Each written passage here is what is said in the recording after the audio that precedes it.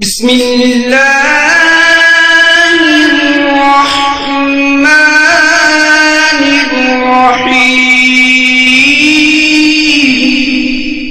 لا الہ الا اللہ محمد رسول اللہ لا الہ الا اللہ محمد رسول اللہ اللہ کے نبی فرماتے ہیں جو عورت خوشبو لگائے اور پھر کسی قوم کے پاس سے گزرے، خوشبو لگائے پھر کسی قوم کے پاس سے گزرے اور اس کی خوشبو نہ محرم مردوں تک پہنچے، نہ محرم ناک اس عورت کی خوشبو کو سونگے، فتویٰ سنیے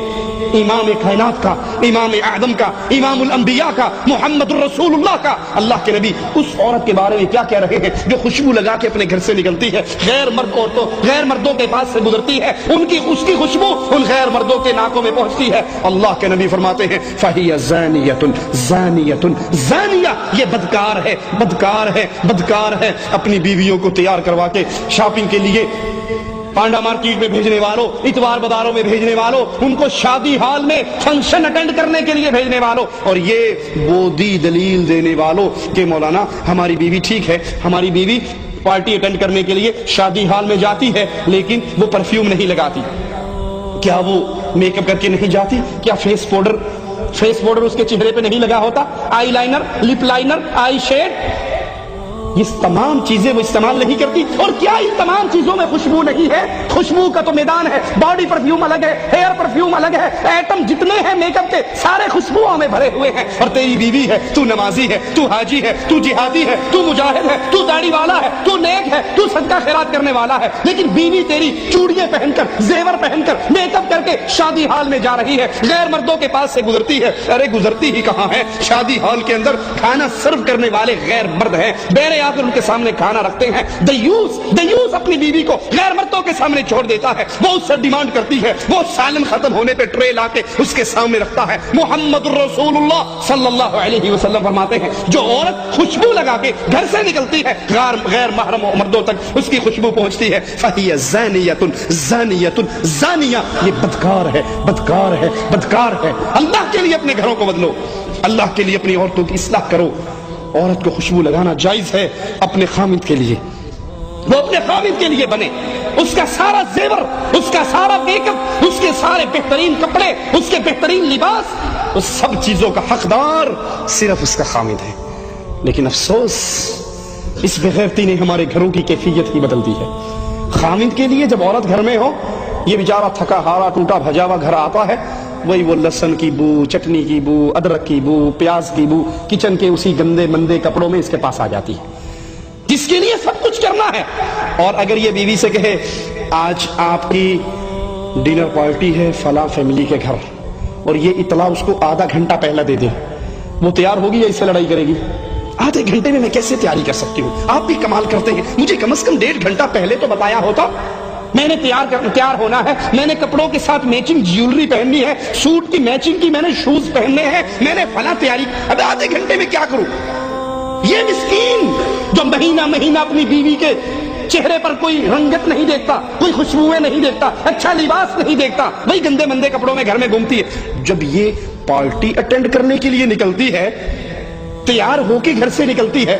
بندہ بھی 4 دفعہ اس کو دیکھتا ہے میرے والی ہے، کوئی اور تو نہیں آ گئی، یہ تبدیل تو نہیں ہوگی؟ میں نے تو اس کو کبھی اس شکل میں نہیں دیکھا، ساری زینت، ساری خوشبوئیں، سارا میک اپ، ساری جیولری، سارے سیٹ اس کو تب یاد آتے ہیں جب جا کر عورتوں میں فخر کرنا ہو، جب عورتوں میں پیش ہونا ہو، جب عورتوں کے اندر اپنے آپ کو اونچا دکھانا ہو، جب ان کے لیے سب کچھ یاد آ جاتا ہے۔ اور خامد جو اس کی عزت ہے، خامد جو اس کی جنت ہے، خامد جو اس کی جہنم ہے، جس کی طرح سے جنت ملنے والی ہے یا جس کی نافرمانی سے جہنم ملنے والی ہے، اس مسکین کا کوئی حق نہیں ہے۔ رسول اللہ صلی اللہ علیہ وسلم فرماتے ہیں، مسند احمد میں ہے، اللہ کے نبی نے فرمایا جو عورت خوشبو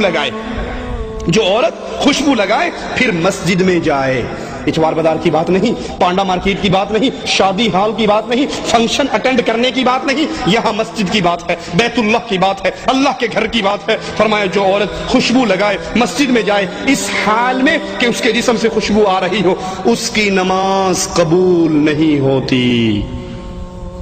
خوشبوئیں لگا کر غیروں کے گھروں میں جانے والیوں،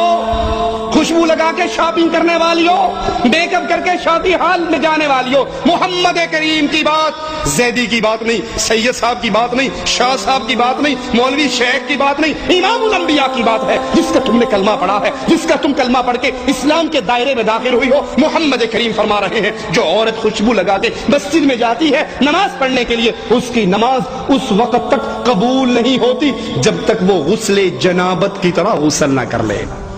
جیسے فرضی غسل ہے، جنابت کا غسل ہے، اگر وہ جنابت کے غسل کی طرح غسل کرتی ہے پھر اس کی نماز قبول ہوتی ہے، اگر وہ غسل جنابت کی طرح غسل نہیں کرتی تو اس کی نماز قبول نہیں ہوتی۔ عورت کا محرم کے بغیر سفر کرنا جائز نہیں ہے۔ اسلام بے حیائی و فحاشی کے راستوں کو کیسے روک رہا ہے؟ بخاری و مسلم میں ہے، اللہ کے پیارے حبیب علیہ الصلوۃ والسلام نے فرمایا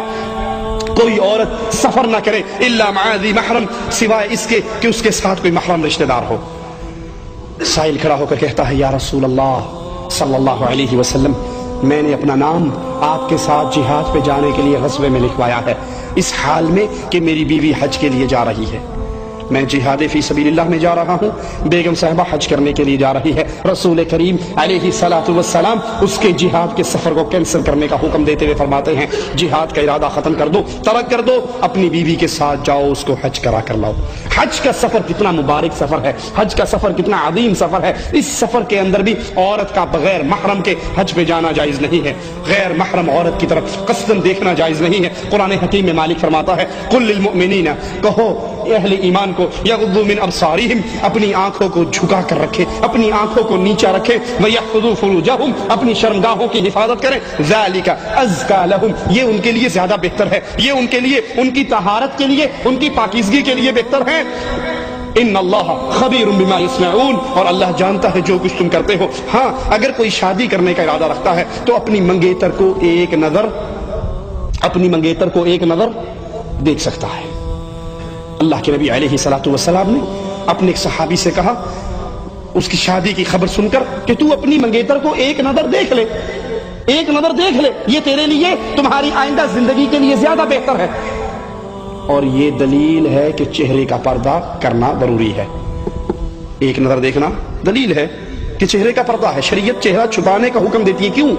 اگر چہرہ کھلا ہوتا، اگر چہرہ ننگا ہوتا تو ایک نظر دیکھنے کا کیا مطلب؟ وہ تو کہیں بھی اس کو دیکھ سکتا ہے۔ جو منگیتر کو حکم دیا گیا جاؤ ایک نظر اس کو دیکھو، اس کا مطلب ہے مومنہ عورت کا چہرہ چھپا ہوا رہتا ہے، ڈھکا ہوا رہتا ہے، وہ صرف اپنے منگیتر کے لیے ایک لمحے کے لیے اپنے چہرے کو ننگا کر کے اپنے منگیتر کو چہرہ دکھا سکتی ہے۔ جس طرح عورتوں پر نظر ڈالنا غیر محرم نامحرم عورتوں پہ جائز نہیں، اسی طرح ان لڑکوں کی طرف دیکھنا جن کے چہرے پہ داڑھی مونچھ نہیں آئی، امرد بچے ہیں جن کے چہرے کے اوپر خوبصورتی اور معصومیت ہے، داڑھی اور مونچھ نہیں ہے، ان کی طرف دیکھنا بھی جائز نہیں ہے۔ یہاں یاد رکھیے ان صوفیاء کی بکواسات کو جنہوں نے لڑکوں کے ساتھ عشق و شوخی کرنا، عورتوں کے چہروں کو دیکھنا دین کا حصہ، عشق مجازی کو عشق خدائی کا حصہ سمجھتے ہیں۔ امداد اللہ مہاجر مکی علماء دیوبند کے بہت بڑے عالم ہیں، اپنی کتاب شمائم امدادیہ میں لکھتے ہیں کہ عورت کا نظارہ کرنا، عورت کو دیکھنا، عورت کے چہرے کی طرف دیکھنا حقیقت میں اللہ کو دیکھنا ہے۔